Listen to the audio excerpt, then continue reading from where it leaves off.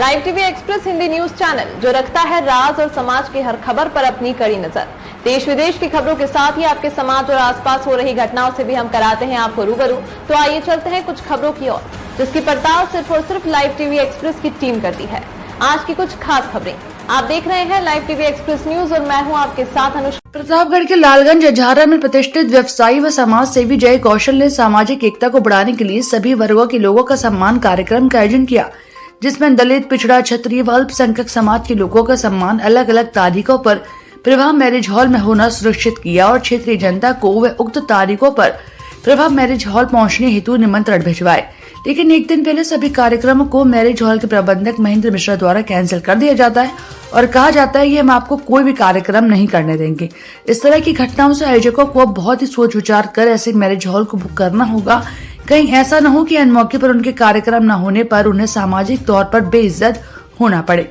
आनंद फानंद में उक्त कार्यक्रम को राधा मोहन मंदिर में किया गया। आइए चलते हैं और जानते हैं पूरा मामला क्या है। प्रतापगढ़ से ब्यूरो हरिकेश चौरसिया की रिपोर्ट। कोरोना में मदद करने जो इंसान रात दिन दौड़ा, अगली पंक्ति उसे आशीर्वाद दे दीजिएगा। कोरोना में मदद करने जो इंसान रात दिन दौड़ा, उसी भाई उसी बेटे जय कौशल को जिताएंगे। उसी भाई उसी बेटे जय कौशल को। ये मेरी बात नहीं है, ये आपके बात से। अगर सही हो तो तालियां बजाकर समर्थन कर दीजिएगा। एक बार तालियां बजाकर समर्थन कर दीजिए। उसी भाई उसी बेटे जय कौशल को। आप सबने अगर देखी हो, महामारी में जब हम सब घरों में कैद बैठे थे, एक बात सुनी, दोपहरी में घरों में दान करता था। ये कोई कविता नहीं, ये हकीकत है। महामारी में जब हम सब घरों में कैद बैठे थे, तो ये तपती दोपहरी में घरों में दान करता था। ये रोटी दाल देता था, किसी को सब्जियां दी थी। ये रोटी दाल देता था, किसी को सब्जियां दी थी। ये चावल और आटे से दुखों में ध्यान रखता था। तो हम चुन के लाएंगे, तो ऐसे लालगंज के लाल को हम चुन के लाएंगे। उसी भाई उसी बेटे जय कौशल को जिताएंगे। उसी भाई उसी बेटे जय कौशल को। ये मेरी कोई बात नहीं है, मैं नगर पंचायत का आदमी नहीं हूँ। मैंने अपने छोटे बच्चों की जरूरत को निभाया है। अगली बात, कई इन्होंने छोटे बच्चों की जरूरत को निभाया है। इन्होंने देश सम्मान तो सबको अच्छा लगता है, लेकिन सम्मान पाने के बाद अनुभव कैसे होता है ये जानेंगे। चाचा जी क्या नाम है आपका? कहाँ से है आप? लालगंज नगर से। तो आज गमछा भी आप मिल रहा है।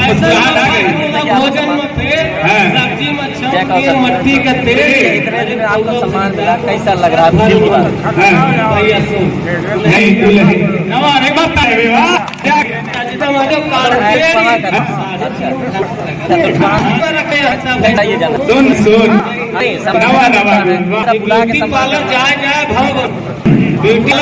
नमस्कार, मैं हूं हरकिश से। आप देख रहे हैं लाइव टीवी एक्सप्रेस। जैसा कि आप जानते हैं, जब चुनाव का समय आता है तो बहुत सारी बातें निकल के आती हैं, लेकिन कुछ ऐसे समाज सेवी हैं जिनको चुनाव से लेना देना नहीं है। वो लगातार कुछ न कुछ कार्यक्रम करते रहते हैं। इस समय मैं लालगंज में प्रतापगढ़ जनपद के आप देख रहे हैं राधा मोहन मंदिर है। तो लालगंज पुराना स्थान है, यहाँ पर एक जगह है जहाँ पर कार्यक्रम होते रहते हैं। तो यहीं पर आज एक कार्यक्रम है, वो है दलित पिछड़ा समाज सम्मान सम्मेलन। ये सम्मेलन कार्यक्रम आप देखते हैं, अंदर चलते हैं और आपको अवगत कराते हैं कि ये कार्यक्रम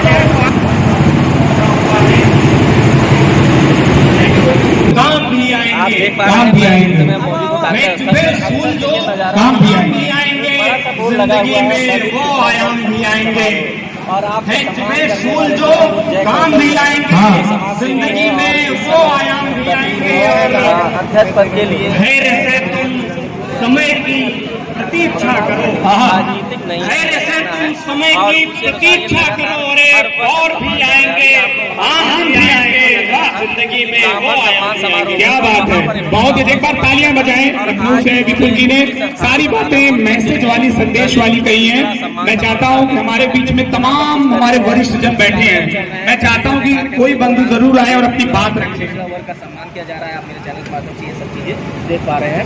अब मैं यहाँ पे चलूंगा। हमारे बीच में जो बुजुर्ग भाई बहन माताएं बैठी हैं जो समाज से जुड़ी कोई बात अगर रखना चाहते हैं तो उनका इस मंच पर स्वागत है। वे आए और समाज से जुड़ी बात। मैं मंच के पास मौजूद हूँ और आप उन लोगों से बात करूंगा जिनका यहाँ सम्मान हुआ है, उनके अनुभव शेयर करूंगा आप लोगों से। और सुनिए कि पहली बार जब कोई पहल होती है तो उसका असर कितना अच्छा होता है और सामाजिक जो कार्य हो रहा है ये बहुत अच्छी बात है। तो यहाँ पर मेरे साथ कुछ साथी हैं जिनका सम्मान है, मंच के साथ में खड़े। क्या नाम है आपको? राजनगर जी। कहाँ से हैं आप? पीजीमो से है। पहला बार ऐसा सम्मान मिल रहा है या और कहीं भी पहला बार? तो इसके पहल को क्या कहेंगे, कैसे? बहुत बढ़िया है। ऐसा कार्यक्रम हो रहा है। हमारे ओज कवि हैं और ज़्यादा परिचय तो नहीं है लेकिन कवि हैं इतना, मतलब आपको बता दूं टीवी फेम कवि हैं जो आप टीवी के मंचों पर यहाँ पर पहुँच चुके हैं। लवलेश यादव जी हैं जो वाह भाई वाह का कार्यक्रम चलता है, उस पर आपका मतलब कविताएँ सुनी जा सकती हैं और सुनी भी गई हैं। हम इनसे बात करते हैं कि लवलेश जी, आज ये जो सम्मेलन के हुआ दलित पिछड़ा वर्ग का, इसके लोग आप क्या कहेंगे? वो ऐसे भी बहुत कुछ लिखते रहते हैं। देखिए, सबसे पहले तो मैं मीडिया को धन्यवाद देना चाहता हूं, देश के चौथे स्तंभ को, जो ऐसे छोटे छोटे कार्यक्रमों से लेकर बड़े बड़े कार्यक्रमों को जनता तक पहुंचाती है। आप इसके लिए आभारी हैं। और जहां तक आज के कार्यक्रम की बात है तो आज का कार्यक्रम एक निस्वार्थ भाव का कार्यक्रम है, क्योंकि हमारा जो ये माताओं बहनों दलित पिछड़े वर्ग का समाज है, इसने शुरू से लेकर इतने दर्द सहे हैं कि जिस दर्द को सामने लाना भी ज़रूरी था और दर्द को संभालना और बांटना भी ज़रूरी था। इस दर्द को बांटने के लिए समाज में बहुत कम लोग होते हैं। जो हमारे बड़े भाई जय कौशल, जो राजा शुक्ला जी जैसे लोगों की समाज में ज़रूरत होती है, ये लोग निकल कर आते हैं और अपने घर को छोड़ के इन लोगों के साथ खड़े होते हैं। आपका काफ़ी समय से इनके साथ में मिलना जुलना रहा है, तो क्या ये राजनीति की पहल है या पहले भी? नहीं, देखिए, राजनीतिक पहल नहीं है, इसका मैं सबूत दे सकता हूँ। जब आपका 2 साल का कोरोना था, जहाँ तक नगर पंचायत नहीं मिली, वहाँ तक ये लोग जाकर के कोरोना के लोगों से मिले और इन्होंने निस्वार्थ भाव से वहाँ पर जो भी यथाशक्ति थी वो बांटने का प्रयास किया। तब मुझे बात याद आती है, इन्होंने जो भाव रखा, इनके जो भाव मुझे दिखे, मैं 4 पंक्ति में कभी उनका जरूर बताऊँगा कि निस्वार्थ भाव की। जहाँ तक आपने राजनीति की बात की, कोई राजनीति नहीं। इनका कहना था कि हृदय के लफ्ज़ पर अपनी घृणा के पैर न रखो, हृदय के लफ्ज़ पर अपनी घृणा के पैर न रखो, पराई भी रहे अपने किसी को गैर न रखो। और कोरोना ने दिखाया है ये जीवन 4 दिन का है, किसी कारण जियो जब तक किसी से बैर न रखो। तो बैर रखने की ज़रूरत क्या है? कोई राजनीति नहीं, केवल और केवल एक सेवा है, जो सेवा लोगों के बीच में होनी चाहिए। सेवा एक बहुत बड़ा धर्म है, उस धर्म को निभा रहे हैं यहाँ पर राजा शुक्ला और जय कौशल जी। उसी बीच में हम लोग बैठे हैं। अभी सम्मान हुआ भाई साहब का भी। आपसे क्या नाम है आपका? सीताराम जी। ऐसा सम्मान पहले कब मिला? कभी नहीं मिला, पहली बार मिला। तो आप ये बताइए, ये जो दलित पिछड़े वर्ग का सम्मान जो हो रहा है बहुत अच्छा है, सब कुछ ठीक ठाक है। मेरे ख्याल से आप भावुक हो रहे हैं। अच्छा होता है, देखिए जब बातें निकल के आती हैं तो मन भावुक हो जाता है। क्या नाम है आपका? पवन पटुआ जी। सम्मान आप यही शहर से? जी सर, लालगंज पावन धरती से हुआ है। देखिए, जो दलित है नहीं हुआ था, आज हमारे लालगंज धरती पर, पावन धरती पर सम्मान हुआ है। ये बहुत ही अच्छा लगा हमें कार्यक्रम, और हम जय भैया के साथ हैं। देखिए, ये तो आपके मन की बात है, आपने कही, और मेरे साथ में और कुछ साथी हैं। क्या नाम है आपका? रामनयन वर्मा। रामनयन जी, इस कार्यक्रम को लेकर आप क्या बोलेंगे? ये कार्यक्रम बहुत ही ऊंचाई का कार्यक्रम हुआ, बहुत अच्छा लगा। ऐसा कार्यक्रम पहली बार हो रहा है। तो मेरा ये कहना है कि ये कार्यक्रम जो दलितों का सम्मान और पिछड़ों का सम्मान हो रहा, ये पहली बार हो रहा है। ये कोई नई बात नहीं है। इनके परिवार ये पहले से ही चला आ रहा है। इनके बाबा जी, इनके पिताजी, अब ये तीसरी पीढ़ी में देख रहा हूँ, मेरी उम्र जितनी है उस हिसाब से, कि इनका जो है क्षेत्र से सामाजिक क्षेत्र में समाज सेवा में लगाव रहा है। ये नया कार्यक्रम इन्होंने प्रस्तुत किया है जो समाज के लिए नई दिशा देगा। चलिए, बहुत अच्छी बात आपने कही। ऐसे सम्मान अगर हो रहे हैं तो सामाजिक कार्य होंगे। और मैं उनसे भी बात करूंगा। मैं यहाँ पे मंच पे जो लोग हैं उनसे बात कर रहा हूँ। क्या नाम है सर आपका? थोड़ी देर बाद। काफ़ी अच्छी खासी भीड़ यहाँ पर नज़र आ रही है, इसमें काफ़ी लोग शामिल थे। इस कार्यक्रम को लेकर आप क्या बोलेंगे? कार्यक्रम तो बहुत ही सराहनीय है, इसकी जितनी हम लोग प्रशंसा करें कम है। और जिस तरह जय भैया ने दलितों और पिछड़ों को संगठित करने का एक कार्य किया है, ये बहुत ही अपने में समझ लीजिए बहुत ही महान कार्य है। और पूरा समाज आज गौरवान्वित है, अपने आप को जो छला हुआ महसूस कर रहा था, आज सभी ने हौसला और ताकत। चलिए, मैं जय कौशल जी से बात करूंगा।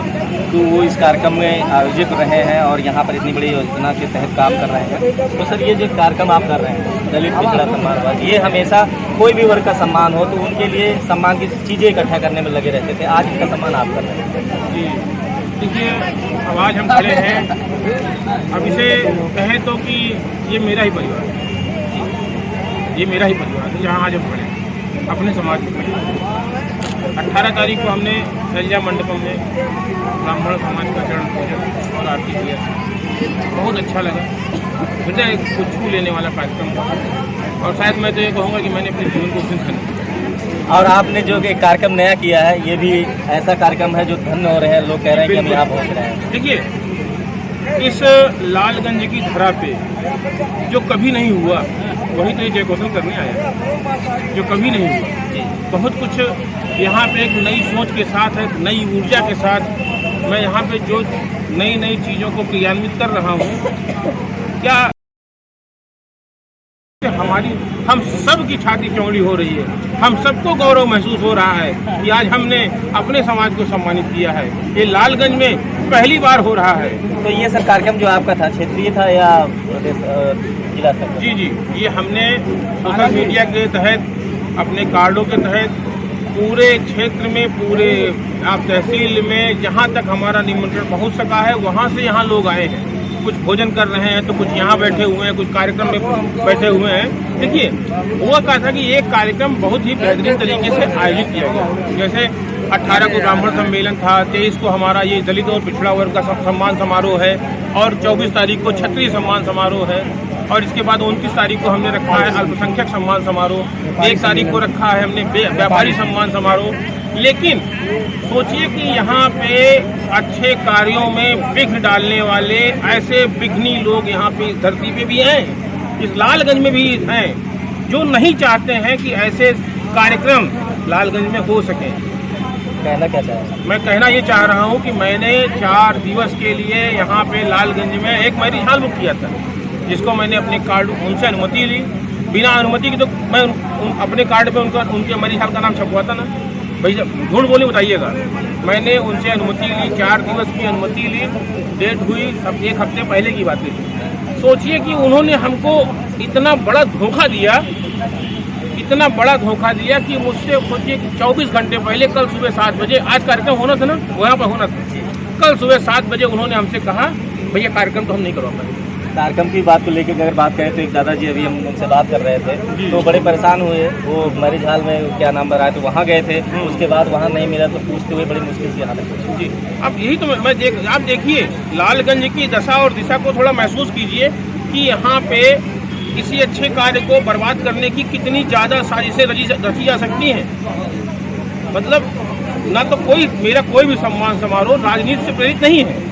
मैंने किसी भी अपने कार्यक्रम में, किसी भी उसमें आज तक ना ये मैंने किसी से कहा कि मुझे वोट देना भाई।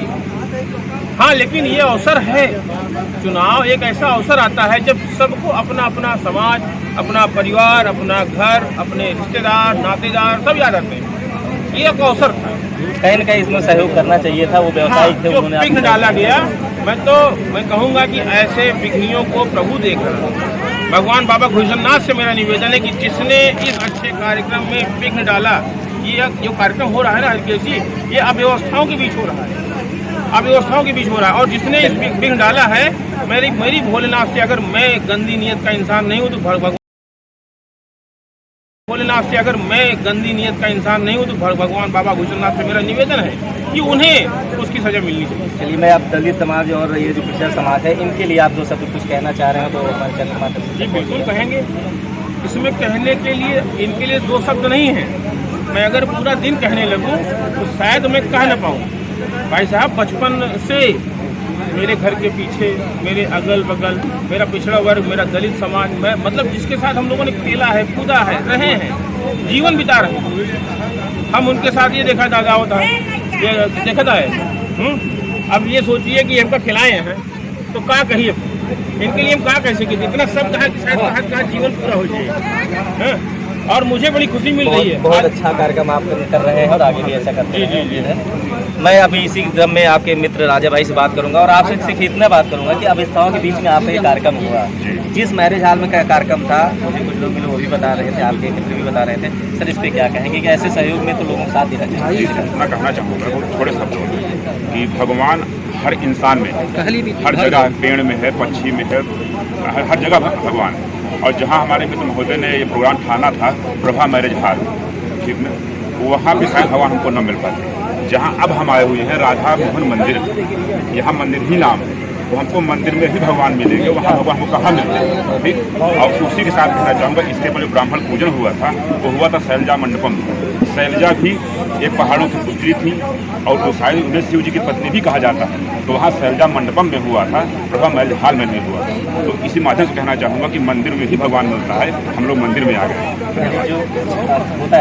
जो होता है अच्छा होता है। जिस तरीके से आपने सुना हमारे चैनल के माध्यम से, आप लोगों ने जिस तरीके का कार्यक्रम किया वो निवेदन करूंगा राजा भैया से 1 मिनट का समय दें। आपके क्षेत्र का एक नवोदित कवि बैठा है, उसे उसी मन से सम्मान दें। आप सब लोग बैठ जाए थोड़ा चेयर पर, 2 मिनट का आप लोग बैठ जाए भैया, 2 मिनट। रंजीत भाई, खास खबरें, हर खबर को पाने के लिए चैनल को सब्सक्राइब जरूर करें और देखते रहें लाइव टीवी एक्सप्रेस।